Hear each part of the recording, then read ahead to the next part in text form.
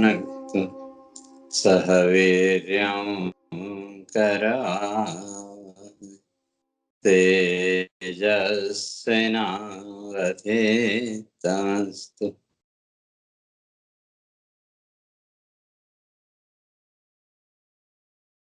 मा शांति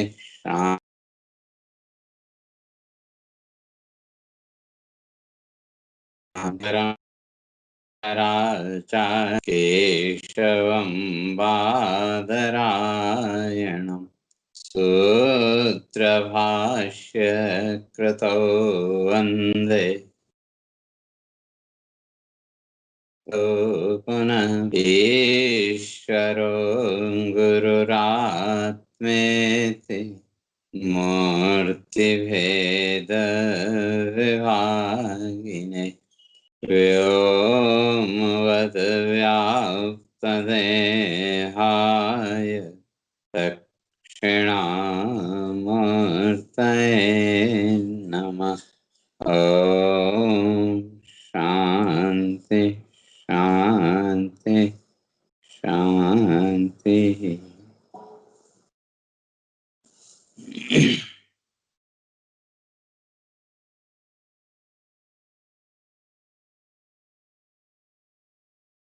दो विचार चल रहा था। भगवान इस बात को स्पष्ट करके आए थे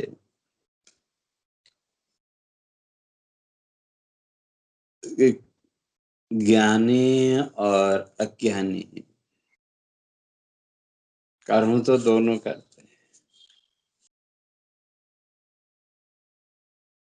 अंतर इतना ही है कि जिसको हम अज्ञानी कहते हैं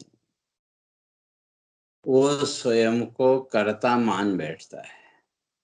मैं करने वाला हूँ, मैंने ऐसा किया, इस तरह के कर्तापन के अहंकार में बंध जाता है। और जो ज्ञानी है, विद्वान है, कर्म वो भी करता है, लेकिन वो इस अहंकार में अपने आप को नहीं बांधता, स्वयं को इस अहंकार से दूर रखता है। तो क्यों? क्योंकि वो जानता है प्रकृते क्रियमाणानि गुणः कर्माणि सर्वशः। ये सारे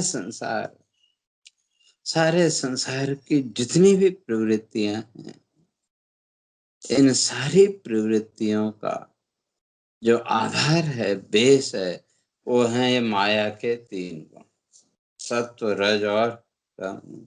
तो सारा संसार इन तीन गुणों से संचालित। और ये तीनों गुण हमारे जीवन को किस प्रकार से प्रभावित करते हैं, उसकी चर्चा भगवान आगे 14वें अध्याय से करेंगे। पहले भी चर्चा करके आए थे इस बात की। तो अब यहाँ पर भगवान ने जो पहले कहा था कि न बुद्धि भेदम जनेद अज्ञानाम कर्म संगिनाम, कहते हैं अज्ञानाम कर्म संगिनाम न बुद्धि भेदम जनेद। जो विचारशील व्यक्ति है तो उसको बुद्धि भेद नहीं पैदा करना चाहिए। जो अज्ञानी है, जो भी ज्ञान के उस लेवल तक नहीं पहुंचा, जिसका चिंतन अभी उस आत्म भाव तक नहीं पहुंच पाया, जो अभी कहीं न कहीं इस संसार भाव में बंधा हुआ है, कहते हैं जो विचारशील व्यक्ति है न बुद्धि भेदम जनिए, उसको उसके अंदर संशय पैदा नहीं करना चाहिए, उसके अंदर डाउट पैदा नहीं करना चाहिए। तो इसलिए वो जैसे कर्म कर रहा है, कहते हैं विद्वान को भी उसी आधार पर वैसे ही कर्म करने चाहिए। बस अंतर यही है कि वो अज्ञानी जिसको हम कह रहे हैं वो इन कर्मों में आसक्त है, और जो ज्ञानी है वो आसक्त नहीं होता है। तो अब इसी बात का भगवान उपसंहार कर रहे हैं कि प्रकृति गुण सम्मूढ़ा सज्जन्ते कर्म संगसु तान कृष्ण विदो मंदान कृष्ण विन्न विचालये तान मंदान। ऐसे जो लोग, कौन से? गुण कर्मसु सज्जते, जो अभी तक इस गुण और कर्म के बंधन में बंधे हुए, अर्थात प्रकृति के ये तीनों गुण सत्व रज और तम, और ये तीनों ही गुण जीवन में बंधन कारण है। भगवान आगे स्पष्ट करेंगे ये जो तीनों गुण हैं सत्व रज और तम, ये व्यक्ति के जीवन में बंधन के कारण, ये तीनों ही बांधेंगे।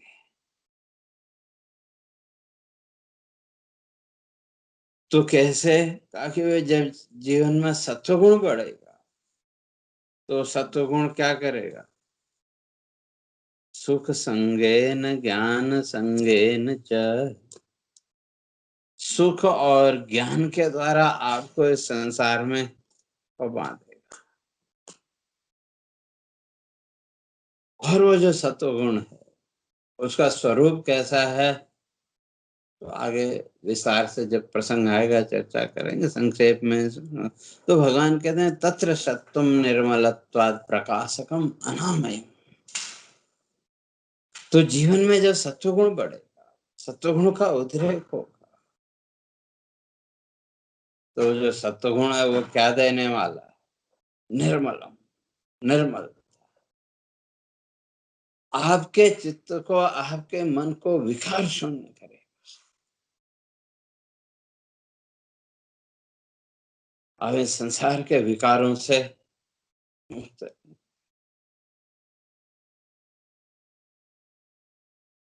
ऐसे भगवान तत्र सत्वम निर्मलत्वात्, वो जो सत्व है वो जीवन में निर्मलता देने वाला, और प्रकाशकम अनामय, प्रकाशक, प्रकाशक का अर्थ ज्ञान में, ज्ञान में, और अनामयम, आपको इस संसार रोग से ऊपर उठाने वाला, आपके चित्त को निर्मलता देने वाला, आपके जीवन में ज्ञान वृत्ति को प्रकट करने वाला, और आपको इस संसार के मोह बंधन से ऊपर उठाने वाला। ये तीन गुण कहते हैं सत्व गुण के विशेष गुण। और ये भी बांधेगा तो कैसे? सुख संगेन वदनादि ज्ञान संगेन चानग,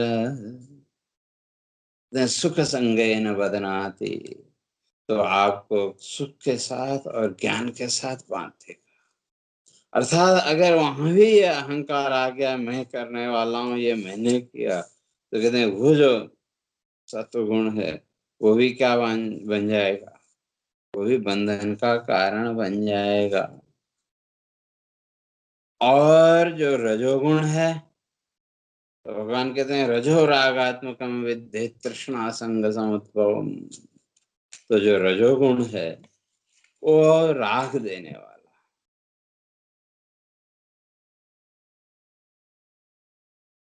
इसलिए रजो रागात्मकम विद्धि, कहते हैं रजोगुण को राग, राग स्वरूप समझ। राग माना अटैचमेंट, नई नई इच्छाओं को प्रकट करेगा।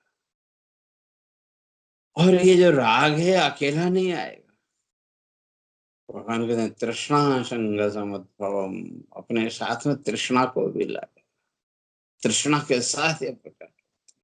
और तृष्णा का अर्थ अतृप्ति का भाव। और जो तमोगुण है, भगवान कहते हैं तमस्तु अज्ञानजं विद्धि मोहनं सर्वदेहिनां प्रमाद आलस्य निद्रा भी। तो जो तमोगुण है, कहते हैं तमस्तु अज्ञानजं विद्धि, तो जो तमोगुण है उसको तो अज्ञान स्वरूप ही मानो। मोहनम सर्वदेहिनाम, जितने भी संसार के प्राणी हैं, जितने भी देहधारी हैं, इन सब के जीवन में मोह का कारण तमोगुण है। और जब ये तमोगुण जीवन में बढ़ेगा तो क्या देगा? तो निद्रा आलस्य भ्रांति, निद्रा, निद्रा का अर्थ अज्ञान निद्रा, भौतिक निद्रा भी ले लें, लेकिन यहाँ जो प्रसंग है उसके अनुसार अज्ञान निद्रा और प्रमाद आलस्य ये सब जीवन में देगा। तो इस तरह से इनके द्वारा ये तीनों गुण अपनी अपनी विशेषताओं के द्वारा जीव को बांधने वाले, और जिसने इस प्रकृति के इन गुणों को अपना मान लिया, प्रकृति गुण सम्मूढ़ा, प्रकृति के जो तीनों गुण हैं सत्व रज और तम, इन तीनों गुणों के द्वारा सम्मूढ़ा सम्यक आवृता चित्त वृत्ति है। जो चित्त वृत्ति है, मनोवृत्ति है, हमारी जो बुद्धि वृत्ति है, उस बुद्धि वृत्ति को क्या कर लिया? आवृता, ढक दिया। वैसे जो बुद्धि है उसका स्वभाव चैतन्याभिव्यंजका बुद्धि है। हमारी जो चेतना है, जो चैतन्य तत्व है, उस चैतन्य तत्व के अभिव्यंजक माना उसको प्रकाशित करने वाले, उसको प्रकट करने वाले। लेकिन जब तमोगुण का आवरण बढ़ गया तो उस तमोगुण ने क्या किया? बुद्धि की वो जो सामर्थ्य थी चैतन्य अभिव्यंजिका, आत्मा के उस चेतना के वास्तविक स्वरूप को प्रकट करना, तो उस वास्तविक स्वरूप को प्रकट करने की जो सामर्थ्य थी वो थक गई। तो कहने का तात्पर्य ये कि जैसे जैसे इस प्रकृति के गुण और कर्म को व्यक्ति स्वयं का गुण कर्म मानता रहेगा, तो भगवान कहते हैं सज्जते, वो इस संसार में बंधा रहेगा, उसी संसार भाव में बंधा रहेगा। और फिर जैसा भाव रहेगा, यादृशी भावना यस्य सिद्धि भवति तादृशी, जिसकी जैसी भावना तो उसको सिद्धि भी वैसे। तो संसार भोग सुख की कामना है, संसार भोग सुख की भावना है, तो संसार भोग सुख में बंधेंगे। और अगर मोक्ष की कामना है तो उस मोक्ष की ओर आगे बढ़ेंगे। तो इसलिए भगवान कहते हैं प्रकृति गुण सम्मोह, प्रकृति के गुणों में जो सम्मोह, अर्थात जिनका चित्त, जिनका मन इस प्रकृति के, इस माया के दृश्यों के अतिरिक्त और कहीं जाना ही नहीं चाहता। और उसके दो कारण हैं। एक तो पहले चर्चा करके आए थे कि प्रकृति का एक नियम है, हर वस्तु अपने मूल की ओर दौड़ती है। और इसी तरह से ये जो हमारा मन है, इस मन का मूल भी क्या है? यही प्रकृति का सत्व गुण। तो जो मन बुद्धि की रचना है, तो इसकी रचना कैसे हुई? पंचदशी कार्य इस बात को स्पष्ट कर देंगे, जब ये पांचों भूतों के सत्व गुण को मिक्स करती है, मिला दिया, तो उसके द्वारा मन बुद्धि का निर्माण। और मन और बुद्धि दोनों का निर्माण एक ही उससे हुआ, लेकिन दोनों की जो कार्य शैली है वो एकदम अलग अलग है। आगे प्रसंग के अनुसार चर्चा करेंगे। संक्षेप में ये समझो कि जो मन है, मन जब भी पकड़ेगा तो पार्थिव पदार्थ को पकड़ेगा, और जो बुद्धि है, बुद्धि जब भी पकड़ेगी तो तत्व को पकड़ेगी, उसका जो सार है उसको पकड़ेगी।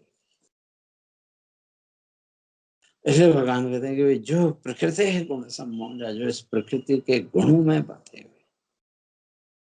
और जहां तक प्रकृति है,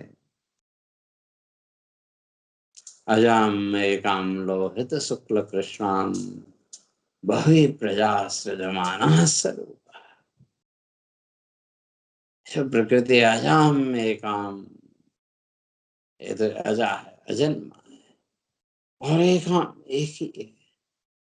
तो इसके अंदर तीन गुणों की विशेषता है, सत्व रज और तम। और इन तीनों गुणों की जो साम्यावस्था है, जो समत्व अवस्था है, तो समत्व अवस्था का नाम ही प्रकृति है। जहां प्रकृति है वहां तीन गुण हैं, और जहां इन तीन गुणों का अहंकार है वहां फिर शरीर। क्योंकि जैसा अहंकार, जैसी मनोभाव, जैसी मनोवृत्ति होगी, चाहे वो सात्विक राजस तामस, उसी आधार पर आगे जीवन की गति भी होनी।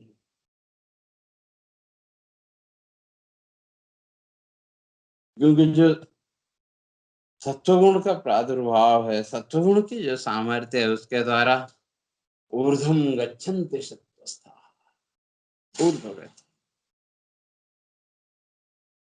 हाँ, वो जो सात्विक व्यक्ति है, सत्वगुण से युक्त जो प्राणी है, कहते हैं वो धीरे धीरे इस मानवीय धरातल से ऊपर उठ करके इस लेवल से वो अपलिफ्ट होगा। तो अपलिफ्ट होके कहाँ पहुंचेगा? वो दैवी धरातल पर, दैवी लेवल पर पहुंचेगा। संसार में भी अगर देखें, जो सत्वगुणी व्यक्ति है, सबकी मदद जो करता है, सबके लिए हर समय जो उपलब्ध है और निस्वार्थ भाव से जो सेवा करता है, उसको भी हम कहीं न कहीं ईश्वर का रूप मानते हैं कि नहीं? या देवता कहते हैं, वे अमुक तो बड़ा देवता आदमी। तो क्यों? उसके गुणों के कारण। तो इस मनुष्य लोक में भी आप उस देवत्व तक पहुंच गए कि नहीं? इसलिए भगवान कहते हैं ऊर्ध्वम गच्छन्ति सत्त्वस्था। तो व्यक्ति के जीवन में जैसे जैसे वो सात्विक गुण बढ़ता जाएगा, तो वो देवी धरातल, इस मानवीय धरातल से अपलिफ्ट होकर के, ऊपर उठ करके वो देवी धरातल तक पहुंचे। और रजोगुण की प्रधानता रहे, मध्य तिष्ठन्ति राजसा, वो तो फिर इसी संसार के सुख दुख में ही उलझा रहेगा। और अगर तमोगुण को बढ़ा लिया, जघन्य गुण वृत्तिस्ता अधो गच्छन्ति तमसा, जघन्य गुण वृत्ति, घृणास्पद, वो ऐसे कार्य करेगा जिनसे जगत को घृणा हो। और उसके कारण फिर वही मनोवृत्ति, तो अधो गच्छन्ति, उसका मनुष्य से नीचे पतन हो जाए। तो अब ये जो मनुष्य जीवन है, ये दो रहा है। एक तरफ पतन का रास्ता और दूसरी तरफ अपलिफ्टमेंट, उत्थान का रास्ता। और अगर जीवन का उत्थान करना है, तो पहले सत्वगुण को बढ़ाना पड़ेगा। तो धीरे धीरे वो जो सत्वगुण है, वो क्या करेगा? हमारे संसार विकार का नाश करेगा। जैसे कभी पानी गंदा हो,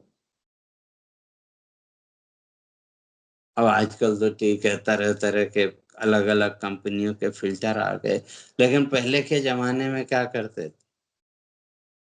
फिटकरी, फिटकरी ली और थोड़ा सा फिटकरी एक मग के पानी में उसको घोल के डाल दिया, तो वो फिटकरी क्या करती? पानी के सारे मैल को इकट्ठा करके उसने नीचे बैठा दिया, और साथ ही स्वयं भी नीचे बैठ। तो ठीक इसी तरह से जो सत्वगुण है, ठीक है, बंधन का कारण तो है, लेकिन वही सत्वगुण ज्ञान रूपात्मक होने से, तत्र सत्वम निर्मलत्वात् प्रकाशकम मनामयम, भगवान कहते हैं वामय से रहित, दोष से रहित है। तो वो भी फिर क्या करेगा? जैसे जैसे वह सत्वगुण बढ़ता जाएगा, वो संसार दोषों का, संसार की वृत्तियों का तो समन करेगा, लेकिन उन वृत्तियों को समन करते करते एक दिन स्वयं भी शांत होके बैठ जाए, और आपका जो मन है वो एकदम निर्मल हो गया उस जल की तरह। तो इसी तरह से जो रजोगुण है, तो का वो फिर आपके जीवन में विक्षेप लाएगा, आपको इस संसार की वृत्तियों के साथ बांध के रखेगा। और तमोगुण प्रमाद आलस्य निद्रा भ्रांति, प्रमाद आलस्य निद्रा आदि ये सब। तो ये जो ज्ञान कर्म की जो प्रवृत्ति, तो ये सब कराने वाला कौन? तो यही तीन को। लेकिन अज्ञानी ने उसको अपना मान लिया, तो इस संसार बंधन में बंधता चला गया। तो इसलिए ऐसे जो मूढ़ान, ऐसे जो तान अकृष्ण विदो मंदान, ऐसे जो मंदान, ऐसे जो मंद बुद्धि है, ऐसा कुछ न होते हुए भी जो सब कुछ मान रखा है। जैसे संसार में अगर कहें तो कर्ता भोक्ता ये सब हमने मान रखा है कि नहीं? ये झूठे अहंकार हमने ओढ़ रखे हैं कि नहीं? मैं मेरा का जो भाव। लेकिन आपका क्या है? इस संसार में कोई किसी का नहीं है।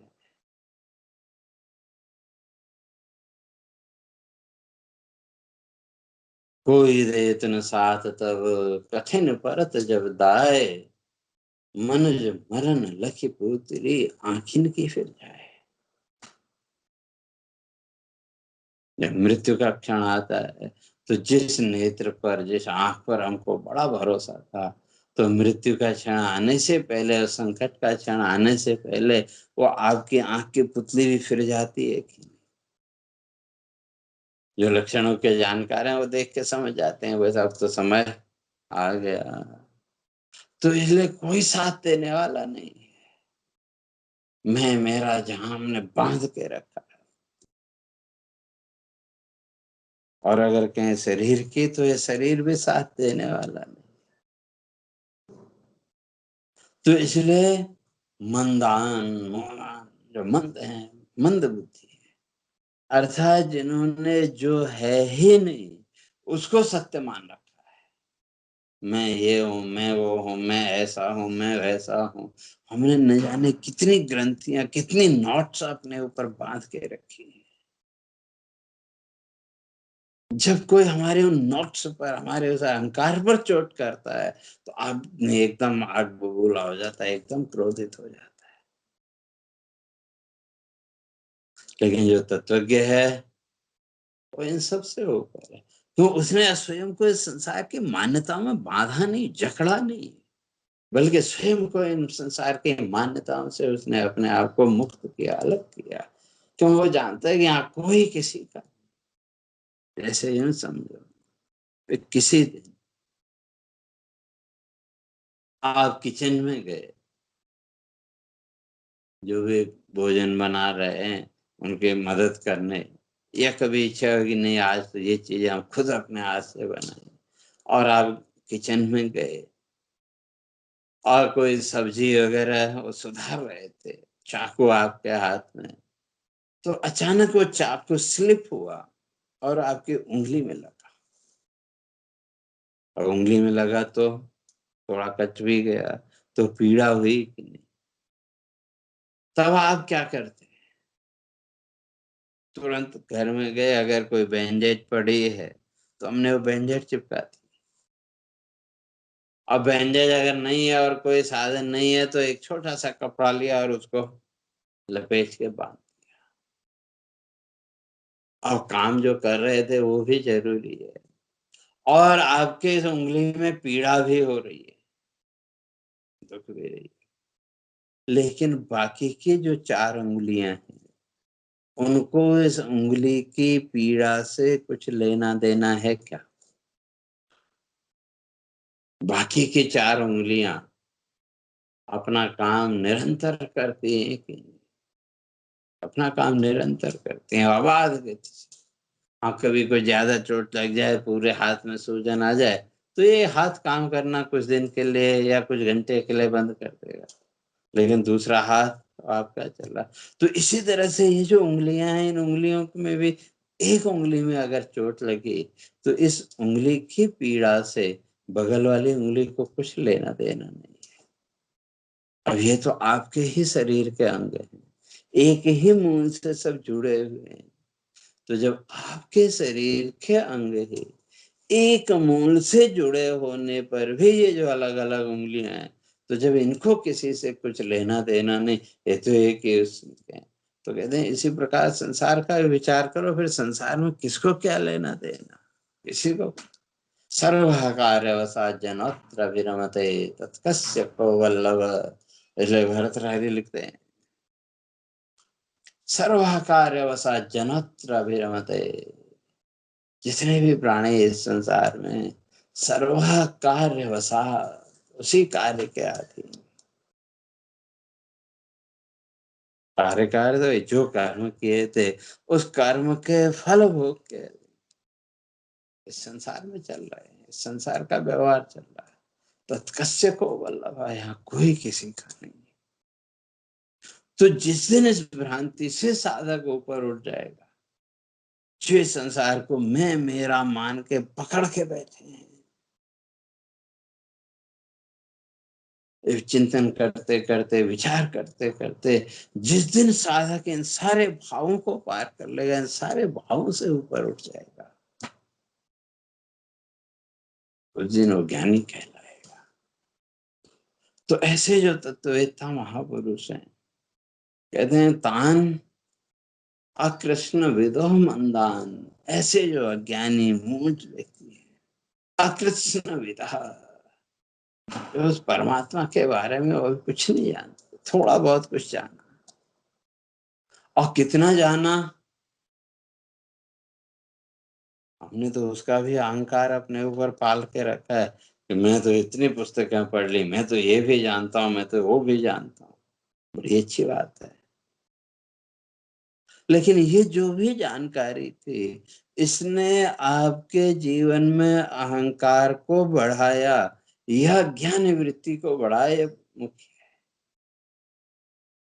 और जब ये शास्त्र ज्ञान, शास्त्र चिंतन आपके जीवन की ज्ञान वृत्ति को बढ़ाएगा, तो संसार का जो अहंकार है वो पीछे छोड़ता चला जाएगा। और अगर अहंकार भाव बढ़ा कि मैं तो इतना जानता हूँ, मैं तो ये कर सकता हूँ, वो कर सकता हूँ, तो वो फिर संसार भाव की ओर खींच के लाएगा। इसलिए कृष्ण विदः, कृष्ण विदः, जो उस परमात्मा को, उस परम तत्व को, कृष्ण विदः, कृष्णम समग्र रूपेण परमात्मा न विंदति, जो समग्र रूप से, एकांश से नहीं। क्योंकि जो तत्व दर्शन है, उस तत्व दर्शन के लिए सांख्य दर्शनकारों ने 7 विघ्न बताए। जो तत्व का दर्शन है, वस्तु का जो दर्शन है, वो 7 कारणों से नहीं हो सकता। और उसमें 2 कारण वेदांत के भी हम जोड़ते हैं तो 9 हो जाते। तो 7 कारण क्या क्या? तो सांख्यकार कहते हैं अति दूरात सामीप्यात्, इंद्रिय घातात् मनोनवस्थानात्, व्यवधानात् अविभवात् समानाविहाराच्च। ये 7 लक्षण सांख्यों ने बताए, और 2 और कारण उसमें जोड़ दें तो 9 हो जाते। व्यापकत्वात् सूक्ष्मत्वाच्च, परमात्मा है वो जो तत्व वो व्यापक भी है और सूक्ष्म भी है। इसलिए श्रुति कहती है अणो अणियान महतो महीयान, वो जो तत्व है वो तो सूक्ष्म से भी सूक्ष्मतर, अणु से भी अणुतर। और अगर व्यापकता की बात करें, महतो महीयान, संपूर्ण ब्रह्मांड से भी बड़ा। तो जो वस्तु है, तो उसका प्रत्यक्ष न होने में 7 कारण सांख्यकार कहते हैं। अति दूरात, वस्तु अत्यंत दूर हो जाए। जैसे आप एक हवाई जहाज को, एयरक्राफ्ट को टेक ऑफ करते हुए देखते हैं, वो हवा में उड़ा, तो कुछ देर तक तो आपको वो दिखाई देता रहा, लेकिन आपकी दृष्टि की सीमा से बाहर निकलते ही वो दिखाई देना बंद हो गया कि नहीं? दिखाई देना बंद हो गया। इसलिए वो नहीं है ऐसा नहीं कह सकते, है, लेकिन हमको नहीं दिख रहा। तो जो इस संसार के मैं मेरा के चक्र में बंधा हुआ है, भगवान कहते हैं उसको उस ईश्वरीय तत्व का बोध इतनी जल्दी नहीं होगा, समय लगेगा। अति दूरात, कहते हैं सामीप्यात, वस्तु अत्यंत नजदीक हो। जैसे आपकी आंख का काजल कितने नजदीक, कागज लगाते हैं ना, काजल लगाते हैं ना। अब आजकल तो तरह तरह के सौंदर्य प्रसाधन आ गए, वो काजल वगैरह तो पीछे छूट ही गया, लेकिन फिर भी वो जो काजल है वो आपकी आंख के कितने निकट है, लेकिन फिर भी उस काजल को देखने के लिए आपको दर्पण की जरूरत पड़ती है कि नहीं? तो महर्षि कहते हैं कि वस्तु अगर अत्यंत दूर हो तब भी उसका प्रत्यक्ष नहीं होगा, और अति सामीप्यात, अत्यंत निकट हो तो भी उसका साक्षात्कार नहीं होगा। इंद्रिय घातात, आपकी जो इंद्रिय शक्ति है इसमें किसी प्रकार का व्यवधान आ गया, इंद्रिय घातात। अब मनोनवस्थान, मन एक जगह स्थिर नहीं है। और भगवान कहेंगे आगे कि अव्यवस्थित चित्तानाम प्रसादो भी भयंकर।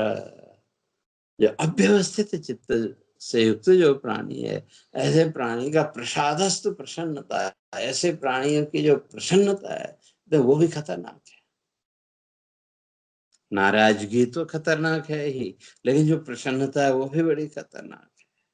इसलिए अति दूरा सामीप्याद इंद्रिय घातात मनो नवस्थानात्, मन वहां नहीं, वस्तु आपके सामने है। तो मन की वृत्ति उसके साथ जब तक नहीं जुड़ी तो उस वस्तु का साक्षात्कार, उस वस्तु का ज्ञान भी नहीं होगा। अब व्यवधान, कोई व्यवधान, व्यवधान है ना बीच में, जैसे ये जो दीवार है, इस दीवार के उस पार क्या है आप देख सकते हैं क्या? नहीं देख सकते, वो सामर्थ्य भी नहीं आई कि वो शिलाम अभी प्रवेशति वर्णमा आदि सिद्धियों के द्वारा वो उस पार क्या है उसको भी हम देख सकें। अभी सिद्धि के उस लेवल तक नहीं पहुंचे, लेकिन हमको नहीं दिख रहा है इसलिए वस्तु नहीं है ऐसा नहीं कर सकते। अभिभवात, उसको आपने ढक दिया, कोई वस्तु अभी जरूरत नहीं है तो हम क्या करते हैं, एक कपड़ा उठाया उसके ऊपर डाल दिया ताकि उसके अंदर की जो अस्त व्यस्तता है, अव्यवस्था है, वो न दिखे। और अंतिम कारण बताते हैं सांख्यकार कि समाना विहाराच, और दोनों का एक बेस हो जाए। जैसे दूध और पानी, इन दोनों को जब आपने मिला दिया तो फिर दूध और पानी को अलग नहीं कर सकते।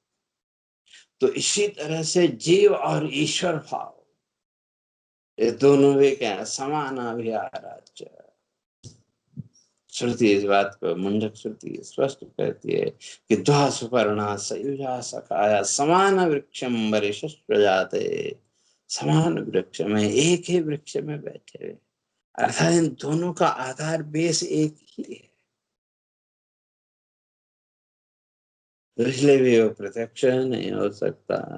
और सूक्ष्मान व्यापकत्वाच, वस्तु अत्यंत सूक्ष्म हो तो ही उसका सीधे सीधे प्रत्यक्ष नहीं हो सकता, और जो व्यापक वस्तु है उसका भी प्रत्यक्ष संभव नहीं है। तो इसलिए वस्तु नहीं है ऐसा नहीं, लेकिन जो अज्ञानी है, जो मूढ़ है, कहते हैं वो उस वस्तु का, उस तत्व का चिंतन करता ही नहीं, और उस तत्व के बारे में जो थोड़ा बहुत कुछ जाना तो उसको अपने अहंकार के साथ जोड़ दिया कि मैं ऐसा हूँ वैसा हूँ, मैं ये हूँ वो हूँ, जो भी है तरह तरह, और उसका परिणाम फिर वो इसी संसार में भटकता रहा। तो ऐसे जो प्राणी हैं जो संसार मोहा सकते हैं, अकृष्ण भी तो थोड़ा कुछ उन्होंने जाना, लेकिन पूर्ण रूप से भी जाना नहीं। तो ऐसे जो अज्ञानी प्राणी हैं, कहते हैं कृष्ण विन न विचाले, कृष्ण विन, जो उस परमात्म तत्व को, उस आत्म तत्व को जो समग्र रूप से जानता है, जो ज्ञानी है, कहते हैं न विचालित, वो जो अज्ञानी है उसको वहां से विचलित नहीं करे, वहां से डिस्टर्ब नहीं करे। तो इसलिए जो जहां है, भगवान कहते हैं उसको वहां अपने कर्म में लगे रहने दो। ये क्यों कर रहा है, किस लिए कर रहा है, इस सारे संशयों से, सारे विक्षेपों से तुम अपने आप को ऊपर उठाओ। क्योंकि सब जो भी कार्य करेंगे तो किसके अनुसार, प्रकृति गुण सम्मूढ़ा, प्रकृति के गुणों के द्वारा सम्मूढ़ होकर के ये कार्य करेंगे, अब प्रकृति उनसे कराए। क्यों, यह ऐसे स्वभाव प्रकृति जनिता नैव त्यक्तुम समर्थ, जो जिसका स्वभाव है, जो जिसकी प्रकृति है, उसका त्याग करना बड़ा असंभव सा है। और जहां तक स्वभाव की बात है, प्रकृति का अर्थ स्वभाव भी है, तो जहां तक स्वभाव की बात है तो शास्त्रकार इस बात को स्पष्ट करते हैं कि प्राचीन कर्म संस्काराधीन स्वभाव प्रकृति, प्राचीन कर्म संस्काराधीन, पुराने समय के पिछले जन्मों के जो कर्म संस्कार हैं, तो उन कर्म संस्कारों के अधीन व्यक्ति का स्वभाव है। इसलिए जिसने अपने आप को इसी गुण भाव में बांध के रखा है, भगवान कहते हैं उसकी बुद्धि को विचलित मत करो। कृष्ण विदो, समग्र रूप से उस आत्मा को जो जानने वाला है, कहते हैं वो भी न विचालिए, उसको विचलित न करे, बल्कि कहते हैं उस समय स्वयं भी वैसा ही आचरण करे, निरपेक्ष भाव से। इसलिए जो ऐसे मंद हैं, अर्थात